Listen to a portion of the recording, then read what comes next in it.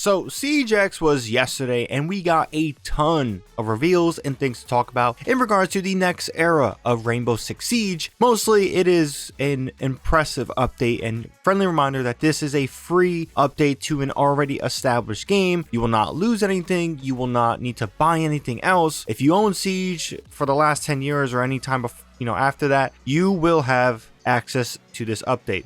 This video will be mostly unscripted, but I have tons of notes here to kind of talk about. There's a lot of stuff to, mention and go over, but before we do that, just want to say, if you guys enjoy the content and want more from me, be sure to hit that subscribe button and bell to be notified on when I drop more content. We have Siege stuff in the pipeline of coming out, whether it's shorts, whether it's full long montages, whatever it may be, so you certainly don't want to miss that. But with that out of the way, let's talk about Siege X. Now, first and foremost, when is Siege X going to be releasing?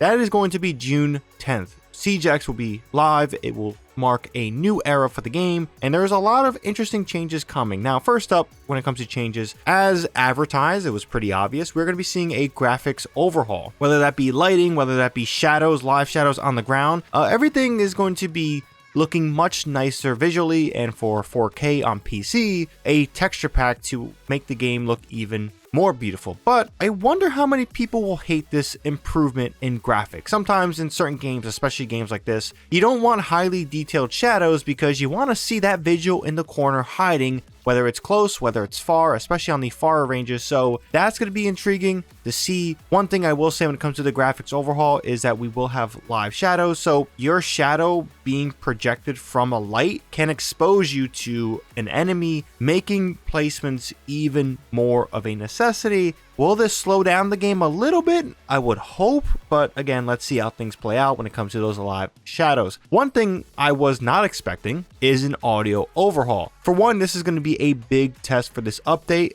Anytime you change an already established audio system, it's risky business. I'm not over here to defend Rainbow Six Siege for its audio, but the goal here is to switch to a more realistic approach. Whether you are in a tight closed off area or an open area, things are going to sound different. Obviously, the textures of what you stand on will sound different, and the way sound travels is going to sound different. So if they're going to be behind a wall, it's going to not be as strong. But if they're approaching a hallway or opening in the wall, whatever it may be, then the audio becomes a little bit more clearer. It's going to be a massive test. And if they nail this realistic approach to audio, it could be a big shift for the genre as a whole. So let's see how things play out in that regard. Destruction is seeing some changes, and a lot of them I really do like. And it's mainly with the way you interact with things around the map. So they're going to be adding gas lines to delay a push or just blow up an area, fire extinguishers to stun or block a line of sight temporarily, and for another example will be metal detectors. They're adding some sense of strategy to the maps. For metal detectors, you can shoot to disable them or destroy them to kind of hinder the fact of, hey, I don't want to hear, beeping when I cross this as an attacker. But on the flip side, let's say you're on bank and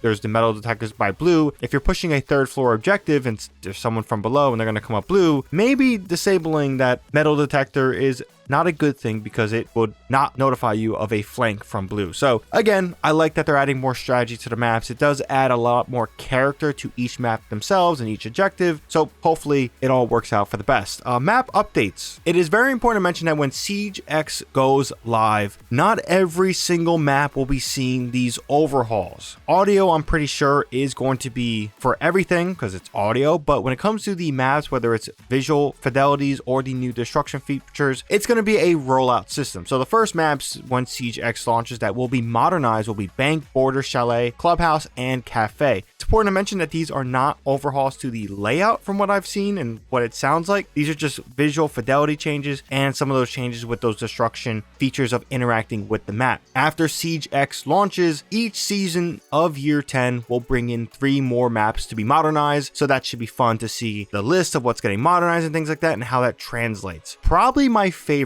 update to the standard core of Rainbow Six Siege is the pick ban update. So instead of the traditional before the match starts, you get the pick ban, 2 operators, 1 attacker, 1 defender for each team. We're going to be getting a new system where each team gets to ban an op on the opposing side before the round starts. So defenders ban an attacker and attackers ban defenders.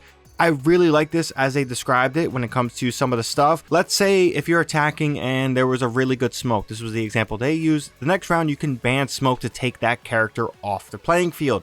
Vice versa, if you're a defender and you guys want to ban a ram because you're going to be defending a basement and there's a lot of soft above you, then yes, you could ban a ram to reinforce your basement hold. This adds a lot of strategy that I really do like in a pick ban system, which makes the banning of certain operators hopefully less frequent and adding a very interesting dynamic to what players want to ban, and hopefully makes, the stagnant normal players we ban not as frequent, but again, we'll see how things go. Player protection got a little bit some of that talk when it comes to cheating. They're going to continue to reinforce. I do think Siege has been doing a very good job of leading against cheaters compared to something like Call of Duty.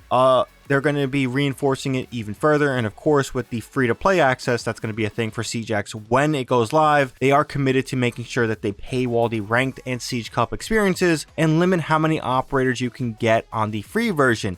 It may suck, but at the same time, I do like the way that the game is feeling and mapping out that you can hopefully deter a lot of cheaters from ranked when you go to free to play and paywalling ranked. This is something I know Destiny isn't necessarily free to play, it's more of a free to try.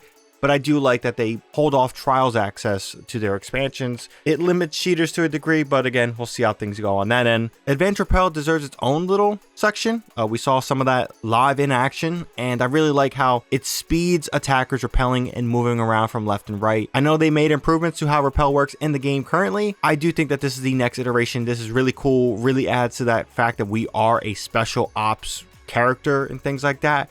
It just makes sense, feels cool, and when it comes to strategy, they did show off a fuse putting something on a window, running around to a different window, triggering the fuse, and then watching people run his way and just blasting them as they run away from his hockey pucks. Really cool stuff there. And then a small little talk is going to be on Dual Front. This is a new 6v6 mode launching with SiegeX. This is a different experience, more like a TDM. It's longer, it's kind of like domination with different map sections and stuff like that. It's going to be on the brand new map for Dual Front. It looks like a really fun mode to just kind of change the pace of your experience. A lot more action. If you guys want to bring people into the Siege experience, you won't be losing out on the gunplay and the way the game works. It's just going to be a lot more faster in terms of, it's an onboarding experience, but also a different experience to warm up, have fun with. And then, as of course, they've mentioned how they're going to be telling some of the lore and the story of Siege through this mode, which I think is pretty cool. But yeah, in general, that's pretty much the SiegeX update. It is really impressive. I liked it a lot. A little bit of a shout out to the dev that talked about how much, he got emotional up there, rightfully so, but how much Siege has changed his life and many other lives. And this is a massive bright spot for Ubisoft. So like, it is crazy, but yeah, it's wild to see 10 years over with Siege and another 10 years of commitment to an already incredible experience that I hope lives on even further, because it's one of the best shooters on the market. And the way Call of Duty is, we need a game like Siege out there to offer some of that competitiveness and things like that. But leave your thoughts down below on SiegeX and what you think about it. When it comes to the roadmaps for year 10, they did talk about May 18th for the major that's going to be happening on SiegeX, that they will talk about the future seasons of what we should expect content-wise. Everything looks really good. Everything looks really promising, and I'm really excited for the next era of Siege. Let me know your thoughts down below. If you guys enjoyed this video and found it informative, be sure to drop this video a like, helps out the video a ton. And of course, for more content from myself, be sure to hit that subscribe button and bell to be notified on when I drop more content. That's pretty much all I have to say on this one. Hope you guys have a good one. ShadowNinja here, and I'm out.